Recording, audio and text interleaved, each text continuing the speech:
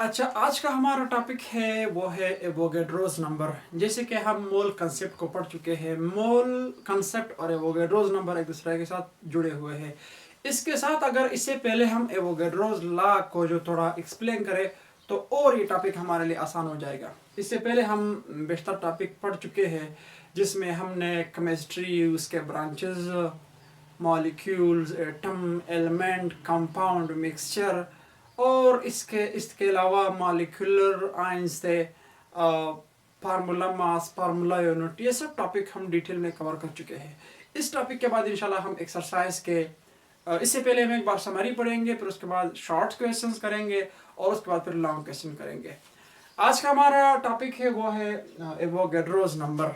Avogadro एक scientist था, Amedeo Avogadro इसका नाम था, या एमिडियो एवोगैड्रो एक साइंटिस्ट का नाम था, इटली का था। ठीक है, इटली का था। इसने लॉ भी पेश किया है, उसने अपने एक नंबर भी पेश किए हैं। और नंबर्स की अहमियत क्या है केमिस्ट्री में, केमिस्ट उससे क्या फ़ायदे लेते हैं, ये सब हम आज डिटेल में पढ़ेंगे। सबसे पहले आते हैं एवोगैड्रोस लॉ, जो 9th क्लास में नहीं है, बहरहाल फिर भी इससे थोड़ा बहुत रिलेटेड है। एवोगैड्रोस लॉ के मुताबिक according to Avogadro, equal volumes of all gases at same temperature and pressure contains same number of molecules।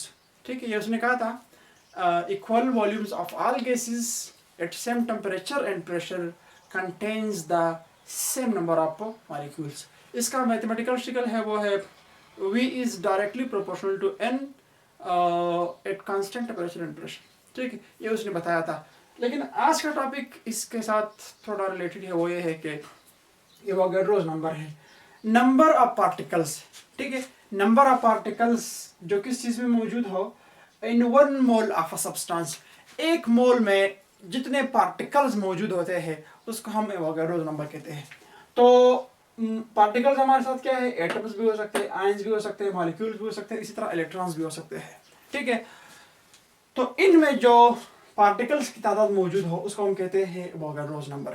ठीक है, ये एवोगैड्रोस ने कॉन्सेप्ट दिया था। ठीक, वो कितने हैं 6.022 मल्टीप्लाई 10⁻23 पार्टिकल्स पर मोल। ठीक है, मोल को शॉर्टकट में MOL से जाहिर करते हैं।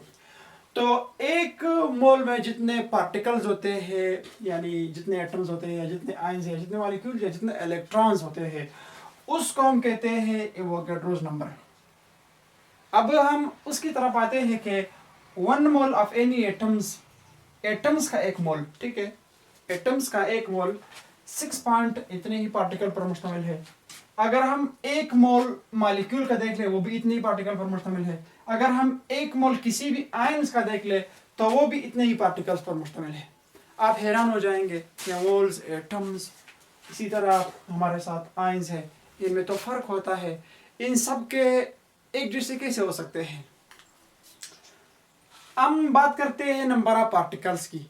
ठीक है, मिसाल के तौर पर आप बात करते हैं कि एक दर्जन में, एक दर्जन की हम बात करते हैं।